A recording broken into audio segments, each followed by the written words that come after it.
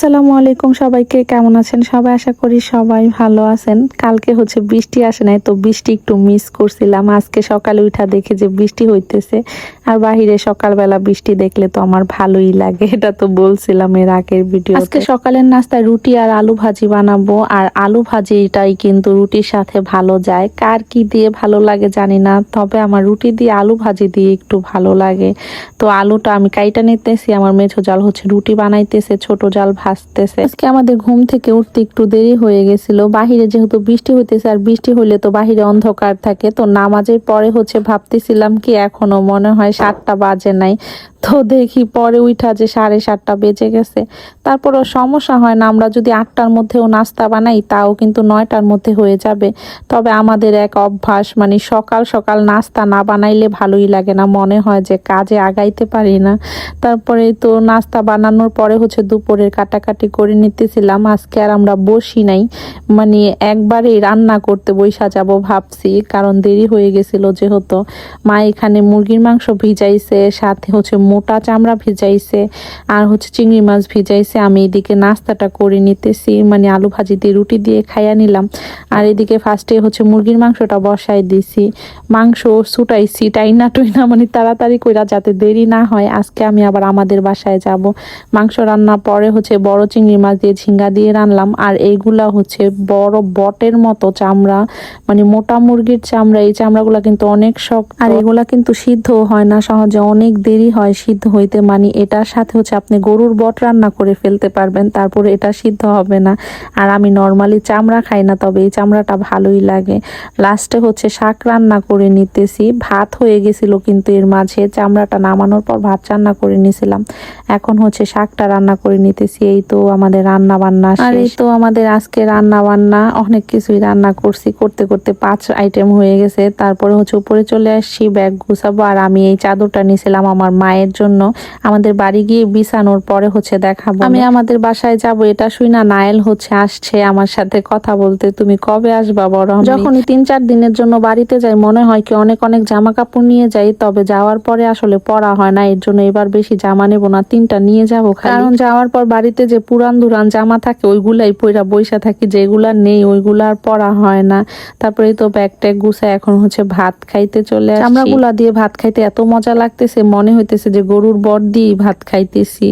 আব্বা তো খাইতেই পারে না, অল্প একটু ভাত নিছে, ওটুকি আবার রেখে দিই। খাওয়া দাওয়ার পরে ভাবলাম তাড়াতাড়ি চইলা যাই, কারণ সকাল থেকে বৃষ্টি হয়েছিল, দুপুরে রোদ উঠছিল, এখন আবার অন্ধকার হয়ে গেছে, মনে হইতেছে আবার বৃষ্টি নামবো। আর আমি সব সময় কোথাও যাওয়ার আগে মাছরে খাবার দিয়ে যাই, যদিও বা আমার যার আইসা আবার পরে দিয়ে যায়। আর আমি উপরে তালা দিয়ে গেলে অনেকের অনেক রকম কোশ্চেন থাকে, আপু আপনারা তো সবাই একসাথে, তাহলে তালা দিয়ে যান। আসলে সবাই যেহেতু নিচে থাকে, তো উপরে তো তেমন কারো আসা হয় না, দরকার হইলে আসে। আর চাবিটা কিন্তু নিচেই থাকে আমার জায়েদের কাছে, তো ওদের দরকার হইলে ওরা আসে। খালা যখন ঘর মুছতে আসে তখন ওরা খুইলা দেয়। তো এগুলা নিয়ে আসলে এত চিন্তা ভাবনা করার কিছু নাই, আমাদের ব্যাপারগুলো আমরা ভালোই বুঝি আলহামদুলিল্লাহ। আমাদের মধ্যে এগুলা নিয়ে কখনো কোনো ঝামেলা হয় না। তারপরে তো বাড়িতে চলে আসি। আসার পরে আশফুরে বলতেছি দাদুর জন্য একটা গিফট আছে, ব্যাগটা খোলো তাইলে পাবা। পরে আশফু ব্যাগটা খুলছে, আর আমি আমার মার জন্য একটা চাদর নিছিলাম। আপুটা এত সুন্দর করে একটা চিরকুট লিখে দিছে, তো নিবান বলতেছিল দেখি আমি কি, ও মনে হয় পড়তে পারবে এভাবে বলতেছিল। আমি ইকে ওয়ার্ড্রপ থেকে আমার মার জন্য এই চাদরটা নিছিলাম। চাদরটা কিন্তু অনেক সুন্দর।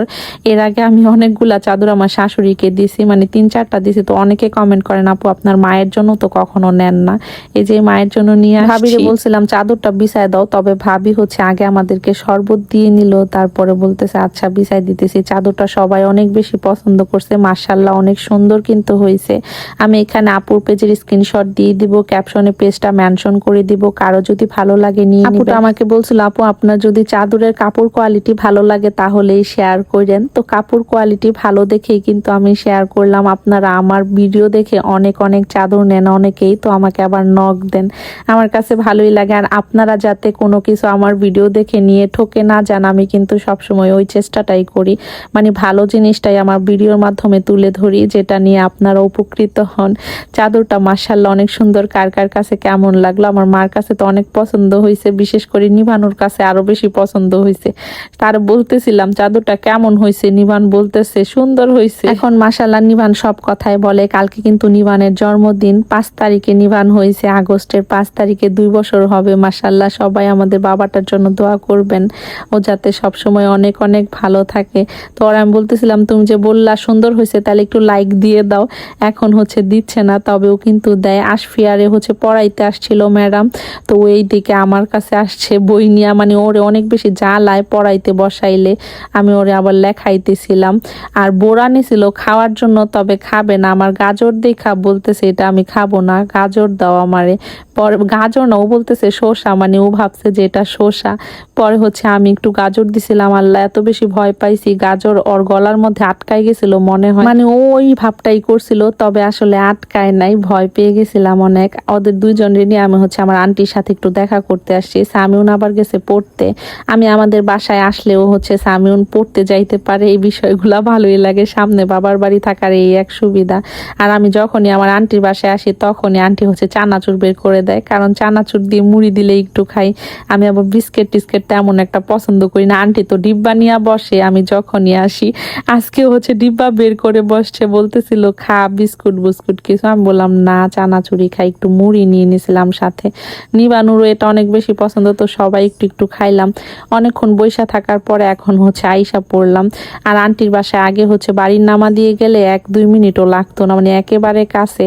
তবে এখন যেহেতু রাস্তায় পানি আইসা পড়ছে, ওই জায়গাটা ওর ডুইবা গেছে, একটু ঘুইরা যাইতে হয়, যে কারণে বেশি একটা যাওয়া হয় না। তবে আমার খালা আমি গেলে অনেক বেশি খুশি হয়। এদিকে বাসায় আসার পরে দেখলাম যারা খেলতেছে ফোনে। আর এখনকার বাচ্চারা যে কোনো খেলা খেললে সেটাও ফোনেই খেলে। ভাবি রাতের জন্য ডিম পিঠা বানাইবো, ওইটাই গুলাইছে। অনেকে রেসিপি চাইতে পারেন, তো ডিম পিঠা খুবই সহজ। মা আর ভাবিরা দুপুরে ভুনা খিচুড়ি খাইছে, ওইটাই দেখলাম। ভাবি বলতেছিল খাওয়া, আমি বললাম না, ডিম পিঠাই খাবো, খিচুড়ি আর খাবো না। দুইটা একসাথে খাইলে অবস্থা খারাপ। এমনিতেই ডালের খিচুড়ি খাইলে রাইতে আর ঘুমাইতে পারবো না, বুক ব্যথা শুরু হয়ে যাবে।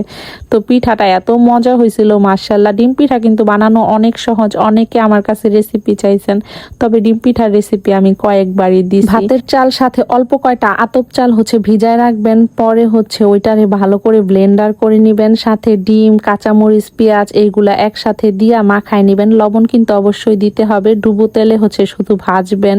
ডিম পিঠা বানানো খুবই সহজ রেসিপি, বলে দিলাম মুখে মুখে আপনাদেরকে।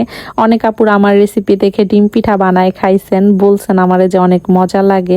আসলে কিন্তু ডিম পিঠা অনেক বেশি মজা লাগে। আমরা সবাই এত মজা করে খাইতেছিলাম। নিবানুরও মাশাআল্লাহ দেখলাম যে পছন্দ হয়েছে, একটু একটু খাইতেছিল, কিন্তু ভাত মুখেই দেয় না। সারাদিনই একটুক মুখে দিয়েই থাকে, মানে ভাত জিনিসটা খাইতেই চায় না। বাচ্চাদের নিয়ে এই এক যন্ত্রণা। তো আজ এই পর্যন্তই, কথা হবে অন্য কোনো ভিডিওতে। সবাই ভালো থাকবেন, আল্লাহ হাফেজ, আসসালামু আলাইকুম। কেমন মজা মজা